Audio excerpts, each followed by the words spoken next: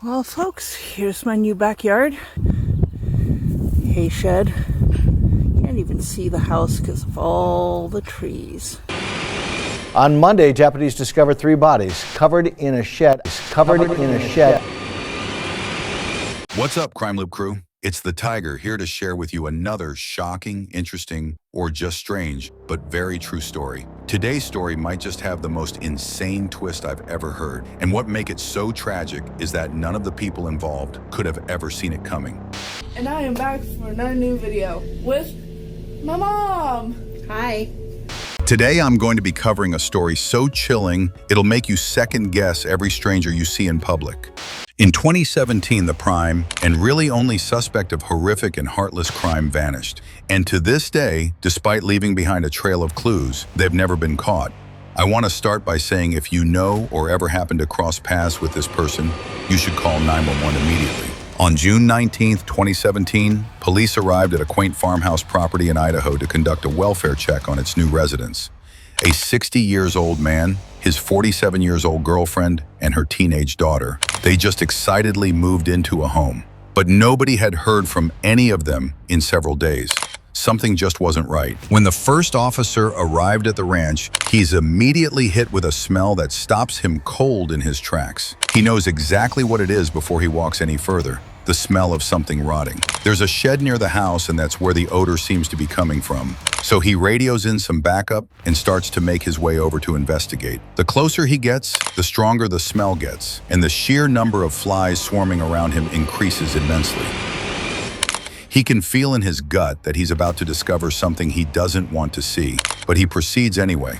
When he finally opens the door to the shed, sunlight shines through the crack and into the small storage area before him. There on the floor is a bright blue tarp, and it's draped over something, or rather someone. As he pulls back the tarp, he slowly reveals the bodies of 3 people laying side by side, all of whom had been brutally killed and left to rot in the shed, likely for days. As it is essentially the peak of summer, the weather has sped up the decomposition process substantially, making it hard for anyone to determine who the deceased individuals are, though it isn't hard for friends and family member alike to assume that the owner, Mike, his girlfriend, Nadja, and her daughter, Peyton, are the corpses on their property. Seems like a safe enough assumption, right? But once authorities were able to identify the bodies, they were faced with a shocking twist that nobody ever expected. Told you so.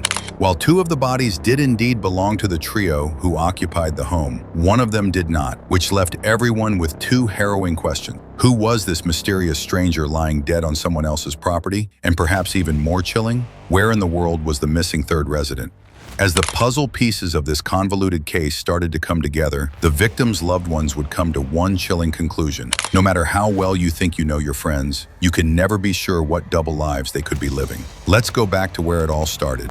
By the time Nadja Medley was in her mid-40s, her 13-year-old daughter Peyton was her entire life. But the single mother often had trouble making ends meet after her husband passed away in 2014.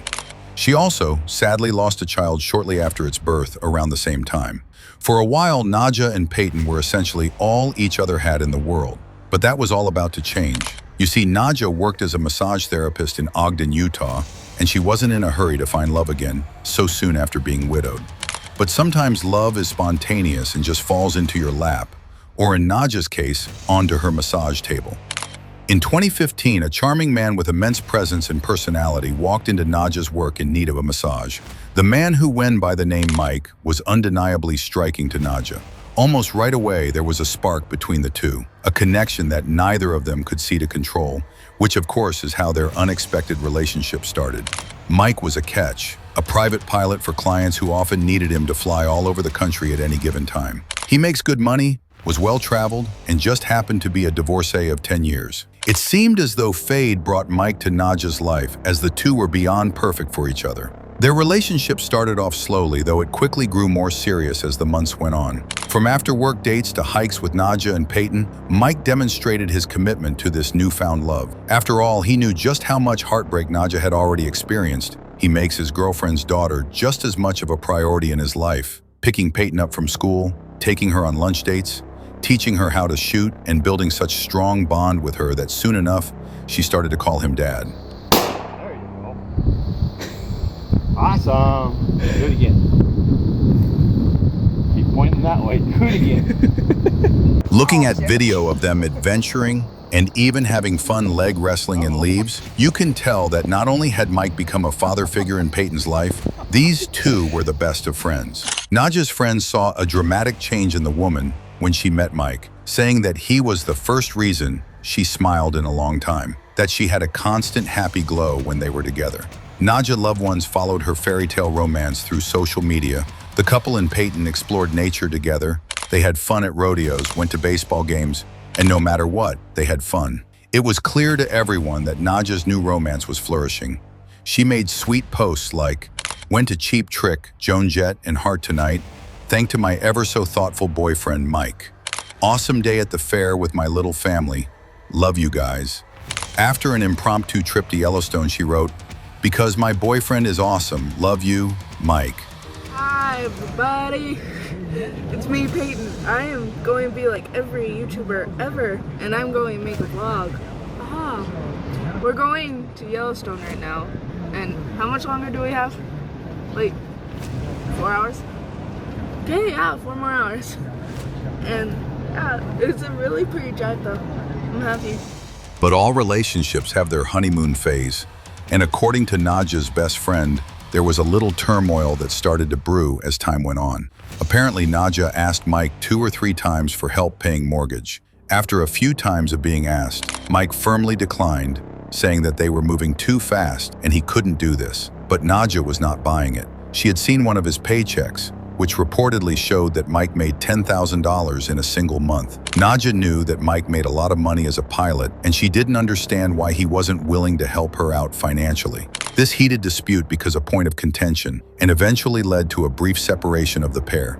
However, their love was like a magnet, pulling them back to one another in no time. Nadja texted her friend, "He told me separation wasn't making him feel any better. We really have a hard time being apart at this point." Perhaps the most difficult part of their relationship to manage was the frequent distance between Nadja and Mike. After all, Mike's work often took him far from home for a considerable amount of time, sometimes for weeks on end, which can definitely put some strain on a relationship. But as they say, distance makes the heart grow fonder, which is exactly what happened with Mike and Nadja.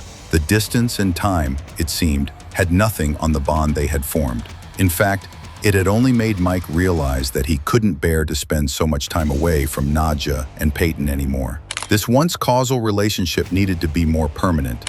So Mike ended up purchasing a ranch in Caldwell, Idaho, and told Nadja that he simply couldn't let her think he wasn't ready for commitment.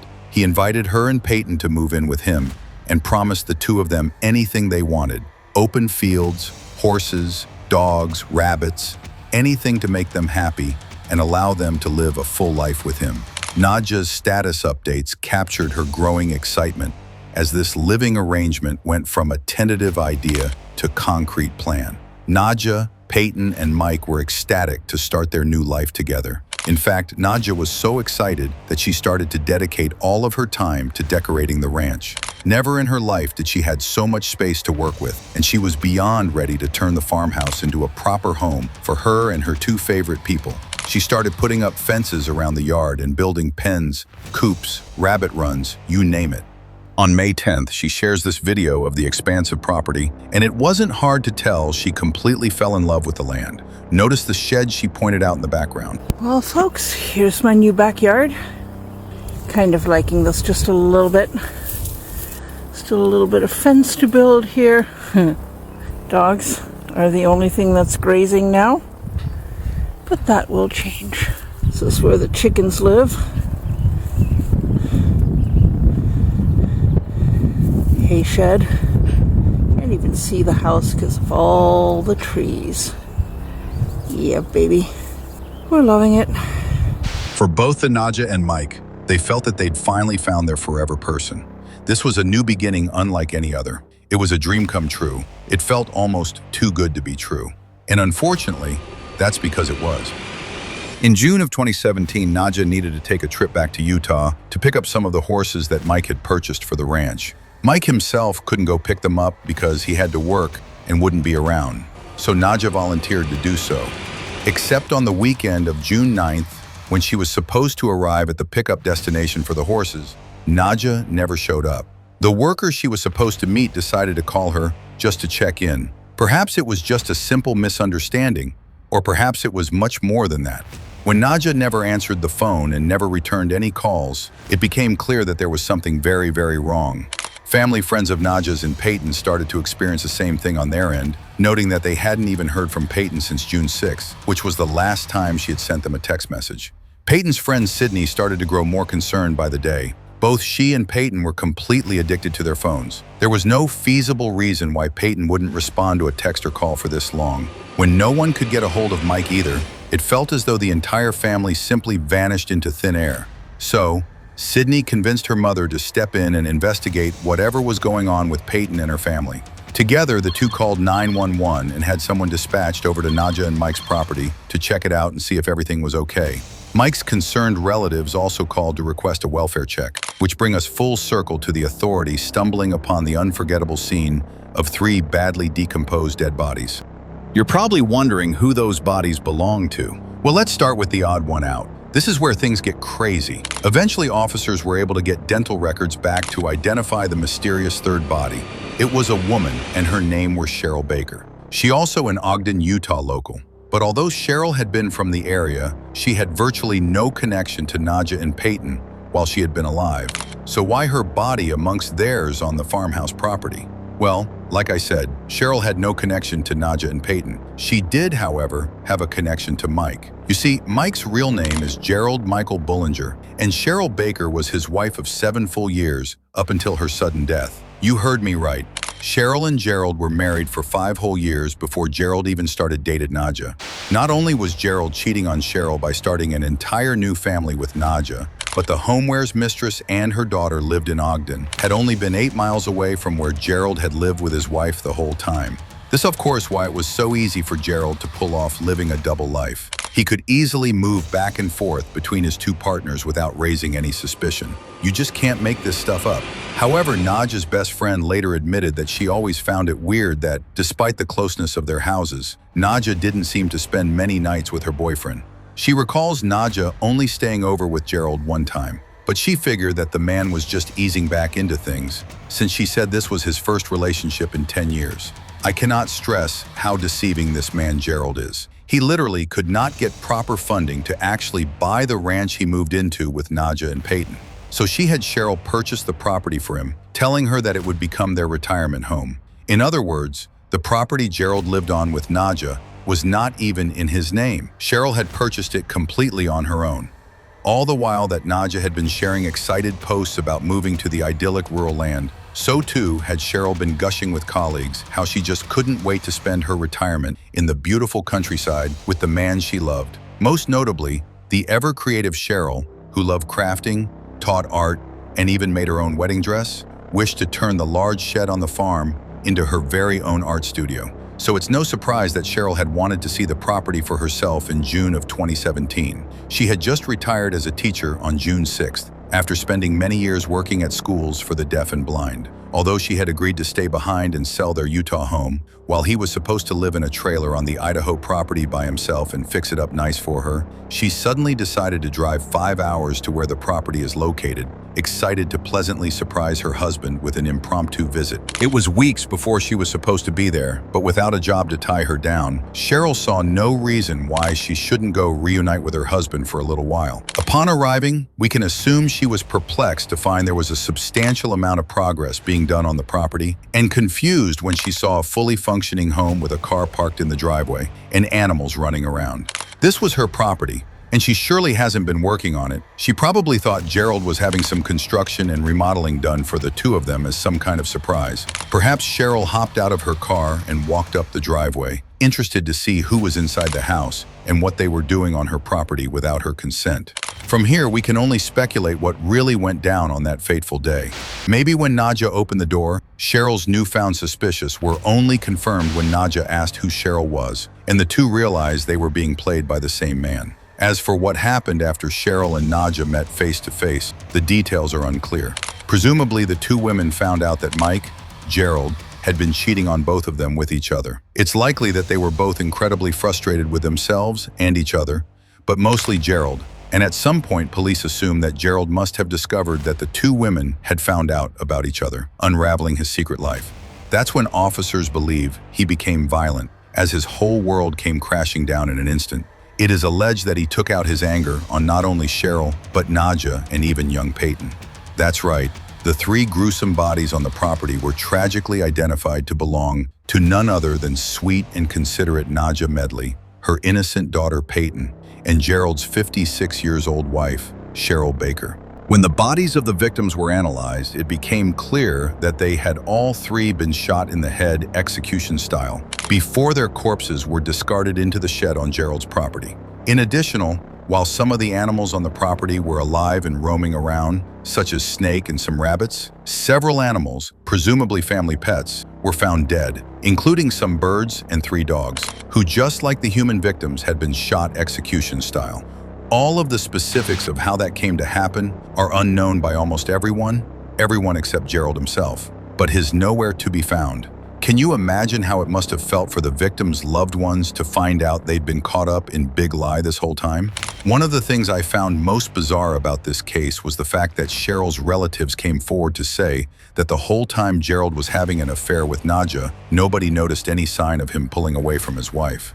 They remembered him as supportive husband who made time spend holidays with the in-laws and go on outdoor family adventures. In fact, they believe Cheryl thought her marriage was absolutely perfect. Just the thought that Gerald was such a good liar that he could keep up the charade convincingly for so long is mind-blowing to me. On a similar note, one of Nadja's friends was so confused by the news reports, stating that Cheryl was Gerald's wife, that she reached out to the news channel and told them, I think you have it wrong, he wasn't married. It's safe to say that Gerald was extremely successful in pulling off the wool over the eyes of everyone he knew. I think Cheryl's brother put it best when he said, I don't know what his plans could have been. Just pick one and tell the other to go home. You don't kill them. And that's another fascinating rabbit hole of this case. What was Gerald's plan? Well, the first assumption might be that he always hoped to keep his two lives separate. But promising both as partners a new life in the same exact house was obviously a ticking time bomb. Cheryl's brother has speculated that the closest theory he could come up with was maybe Gerald was waiting for Cheryl to sell their house in Ogden, which was in her name, so that he could cash in on the money before leaving her for his mistress.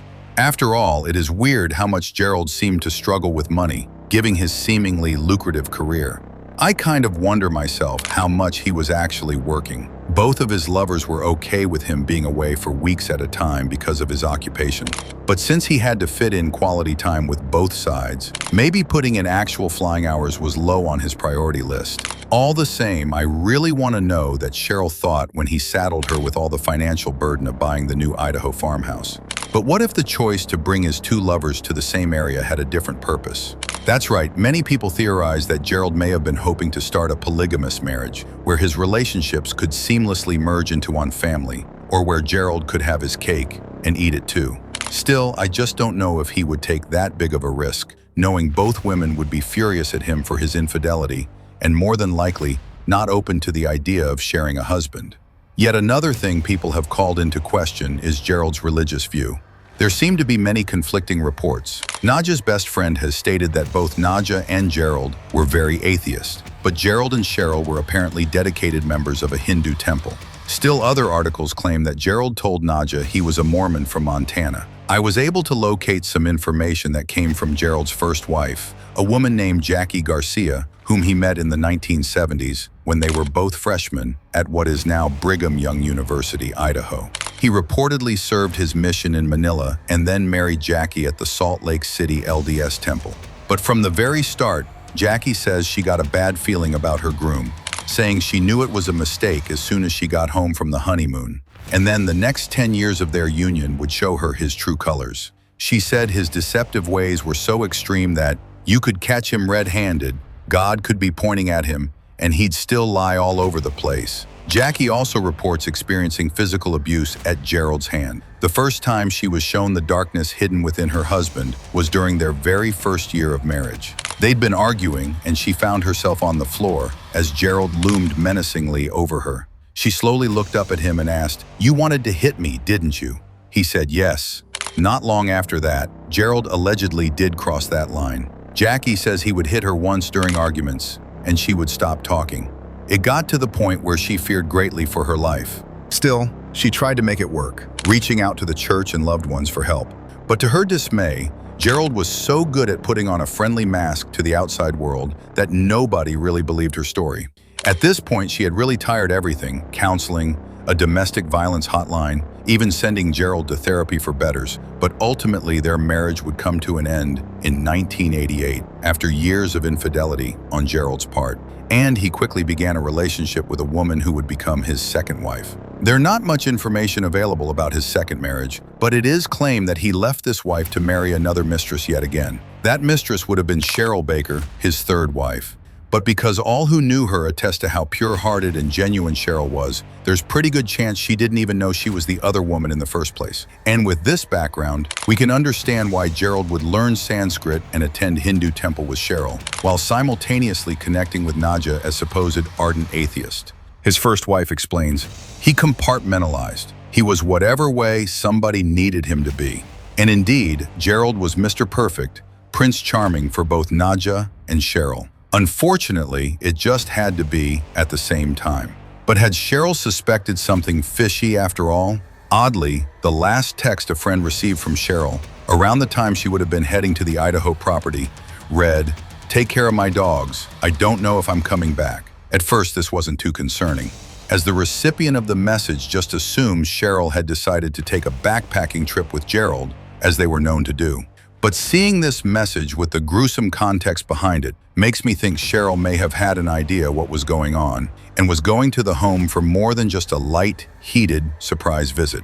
But then again, many have raised the question, how do we know Cheryl's even the one who sent that text? Would her husband have used her phone to send it after her death? Personally, I don't think Gerald would go out of his way to send the text like that, just to protect their dogs. After all, it would tip people off that something was wrong. And if the many dead animals found on the farmhouse property prove anything, it's that Gerald doesn't care that much about preserving his pet's well-being. However, CBS reported that the text was sent around June 11th, and authorities believe the crime occurred on the 8th or 9th. So with that in mind, maybe Gerald really was behind the odd message. But on the topic of if Cheryl suspected the affair or not, there's one last thing that really confounds me about this case: the social media posts. With how recent this case took place and how close Gerald's two lovers lived to one another, I just absolutely cannot fathom how he was so unbothered by Nadja constantly posting him on social media. I mean, there's pictures, videos, and posts where it's abundantly clear that Gerald was a part of this little family. Going to concerts, rodeos, and hikes together, was he not worried that the friend of a friend might see one of these posts and then the whole jig would be up? Granted, it seems like Cheryl herself might not have been that active on social media, but it's just crazy to me that Gerald wasn't more paranoid about how much Nadja posted him. It would have just taken one mutual friend from Ogden, seeing those, the lovey-dovey updates, to expose his lies. However, it seems like Nadja just referred to him simply as Mike in her status updates. So I'm guessing that he didn't have a Facebook account to even tag, but still. Regardless, you want to know the most frustrating part about this investigation? Authorities believe that Gerald Bullinger had a distinct head start before anyone even noticed that Nadja, Peyton, or Cheryl were missing. In fact, Gerald had 10 whole days to start his life on the run before anyone was even looking for him, and he used them to his advantage. According to investigators, Gerald actually spent the first 24 hours in Idaho after the death of Nadja, Peyton, and Cheryl. Just thinking about the possibility that he slept in the farmhouse with the 3 dead bodies right next door in the shed is absolutely chilling. And actually, one neighbor told reporters that she had actually heard screams near the property in the middle of the night around the time when the murders would have taken place. But she didn't call the police because she wasn't sure if it was animal or a woman, and figured that a neighbor who lived closer to the farmhouse would report the strange activity if it was really serious. What's more, other neighbors would actually report hearing gunshots around the time of the crime. But then again, this was not really a big deal. The rural area was full of hunters and target shooters. I mean, we even saw that Gerald taught Peyton how to shoot. So, of course, neighbors would assume the gunshots were from recreational use. Still, I think it's important to clarify that even though this property was technically rural, the houses are close together enough that I find it strange no one noticed anything weird. Perhaps the dense aligning of trees that Nadja had looked forward to receiving privacy from was just enough to hide the dark deeds taking place there from many curious eyes. However, from the victim's manner of death, it appears that there may have not been all that much of a struggle that could have alerted anyone in the first place. It is believed that Nadja, Peyton, and Cheryl all died from a single gunshot wound to the head. This makes it seem like Gerald had the time and control to carry out a cold and calculated execution. But consider the circumstances. Whether Gerald was home when his wife met his mistress, or he arrived home later to find the angry women waiting for him, it seemed like the ensuing passionate argument would have been very chaotic. If Gerald had pulled out a gun, it's hard to imagine that the three victims wouldn't have tried to fight back against him. So how was it that they all died of such clean and precise bullet wounds? Some have theorized a scenario in which Gerald was already home at the farmhouse with Nadja and Peyton when suddenly he saw Cheryl's car pulling into the driveway. Knowing that jig was up and that he couldn't take on all three of them at the same time, perhaps he decided to take out Nadja and Peyton first, then waited at the door to surprise his defenseless wife with a sudden attack. Some have posited that Gerald could have shot Nadja and Peyton while they asleep. I suppose this would make sense if Cheryl had arrived to the property late at night, and maybe that would explain the scream the neighbor heard. But ultimately, we just don't really know those specifics for sure. Investigators say that on the morning of June 10th, Gerald casually went to get breakfast in the next town over in Nampa, Idaho. It seems like he wasn't even in a rush to get away. And apparently, he wasn't scared to show his face in public. I can just imagine him monitoring the news to check if the bloody crime scene he left behind had been discovered yet. After enjoying his morning meal, Gerald was heading back to Utah. Once back in Utah, Gerald switched out his truck for Cheryl's car that had been having some maintenance done in an effort to throw investigators off his trail. And finally, on June 11th, Gerald was seen on video entering the Bridge Teton National Forest in Wyoming, which is the last known location of Gerald, as it was the last time police were able to track him. After some searching, authorities were able to locate Cheryl's car at an abandoned campsite, but Gerald wasn't anywhere to be found. At least investigators think he wasn't. There are a variety of theories surrounding Gerald's current whereabouts. Amongst the most popular are the fact that he easily could have managed to hitchhike his way out of the national forest and maybe even out of Wyoming. However, some people also theorized that Gerald could have just continued his way through the woods and taken his own life out of guilt. Canyon County Sheriff Kieran Donahue has even said multiple times that his instincts led him to believe that Gerald is dead. But whether that be from intentional self-harm or just exposure to the elements is up for debate. Some netizens have complained about law enforcement's insinuation that Gerald is probably dead. These online theorists point out that, if he wanted to end his life, he probably would have done it in the heat of the moment directly after the crime, instead of fleeing the area. Close friend of Nadja's believed that Gerald is far too egotistical to end his own life. One anonymous individual who knew Gerald for more than a decade quipped, "If you know about sociopaths, you know they're unlikely to kill themselves. He would have to feel guilty, and he doesn't have a conscience." I wanted to look a little into the actual definition of a sociopath. Since the term seems to be thrown around a lot these days, the official consistent behavior patterns indicative of the disorder includes the following: lack of empathy for others, impulsive behavior, attempting to control others with threats or aggression, using intelligence, charm, or charisma to manipulate others, not learning from mistakes, and lying for personal gain. There are clear examples of Gerald exhibiting each one of these criteria, so perhaps that title would be a good fit for him. Or at the very least, it can be said that he exhibited sociopathic behavior in many aspects of his life. Cheryl's friends even said the eventual husband and wife met on a plane, and by the time they landed, he had gotten her phone number. So, there must have been something infectious about his personality. Too bad he used it to manipulate those who trusted him most. Law enforcement emphasized just how rugged the 3.4 million acre area he disappeared into is, saying that it is littered with grizzly bears, wolves, and coyotes. Gerald apparently has taught survival training in the past, but even if he was able to sustain himself for a little while out in the wilderness, he probably would have had to find more welcoming accommodations before winter fell. What's interesting is that many of his old friends actually theorize that he could have used his trademark charm and charisma to convince another unsuspecting woman to take him in. I'm sure if he's still alive, somewhere out there, he would be going by an alias. So that's why spreading his photo around is so crucial. The sheriff has said that the evidence points to him still being in the country, probably within the West, if he's indeed still living. But here's where things get crazier.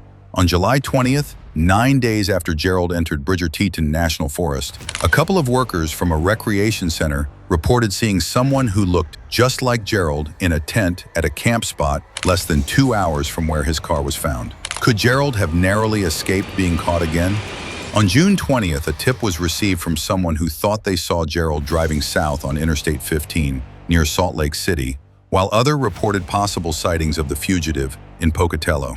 Police dogs, helicopters, and infrared technology have all been employed in the expansive and intensive search for the suspected killer on the loose, but all to no avail. What really weird is that one sheriff stated plainly that they collected evidence that indicates Gerald is dead, but he stands firm that they cannot be closed-minded in this investigation. I would really like to know what that evidence is that indicates he is dead, but it doesn't seem to have been made public. One of the most eerie things about this case is that Naja's Facebook page has not been taken down, and so we can still read her final posts. They're like a time capsule showing a woman who is happy, optimistic, and totally head over heels for her boyfriend, excited for the future. In her very last post, she says that the last thing she thinks before going to bed is life is good, and affirms that she has found love. Before that, a photo of Peyton, a cute snapshot of Naja with her dog, and a scenic picture of the rural front yard she loves so much. An even older post from 2016 is perhaps the saddest of them all. Naja shares that she is a survivor of mental and physical spousal abuse at the hand of her late husband. She bravely writes, "I'm much better off now and definitely a survivor. And let me tell you, real people don't hurt others." About a year before the murders, she posted a photo of Mike and Peyton writing, "Happy Father's Day to all the real dads out there, those who inspire their kids, who are there for their families, who take the time to make a difference." It is truly tragic to see just how much she had to go through already. And even then, she had no idea the monster that her boyfriend Mike really was. At the same time, Peyton actually had her own YouTube channel, and going through some of her old videos really hit me hard. Hello everybody, it's me, Peyton, and I am back for another new video with my mom. Hi. So, today I'm going to be painting her face Galaxy. I thought I was getting I was charging you modeling fees. Look at my hands. Comment down below what type of video I should be making next. I have a very one. Please don't say paint your mom. Her last video shows Peyton sharing her New Year's resolutions for 2017, having no idea that her life would be cut far too short. Hey, what's up you guys? It's me, Peyton, and I am back with a brand new video. As many of you know, 2016 is behind us now. We are done with that shit-ass year. You took too many people from us, 2016. Do something that will make you happy. Do something that will impact your life for the better. If that's getting rid of some of the friends that treat you like complete fucking shit, then get them out. Get rid of them. If you want to go talk to that hot guy at your school that you've had a crush on forever, do it. Don't just wait for the right moment, because guess what? There will never be a right moment. It's all the moment. We don't have enough time in this world to just keep waiting for the right moment, because eventually we'll just give up. What we wanted to do won't seem important, we'll lose the interest, and we'll just live our lives not knowing, that we did that. We'll just live our lives in the what ifs, and that's not okay. Gerald Bullinger is really the only person of interest in the murder of Naja, Peyton, and Cheryl, and needs to be located, dead or alive, as soon as possible. At this very moment in 2025, Gerald Bullinger is still considered armed and dangerous, and is very much wanted by the law. So keep your eyes peeled for a Caucasian male in his 60s who is around 6'1" and weighed approximately 240 pounds. From the last time he was seen, Gerald Bullinger has gray hair and brown eyes, as you can see in this photo of him. If you see him, do not approach him, but please call 911 immediately. And if you take one thing away from this story, remember that people are not always what they seem. And if something seems too good to be true, it just might be. Cheryl's brother has lamented, "I don't trust my own judgment on people anymore. I thought Mike was a nice guy. I'm not sure we would know the true story even if Mike were found." Now I'd like to pass this story off to you. What do you think happened to Nadja, Peyton, and Cheryl? Why would Gerald remain on the run if he is not responsible for their deaths? And where do you think he is currently?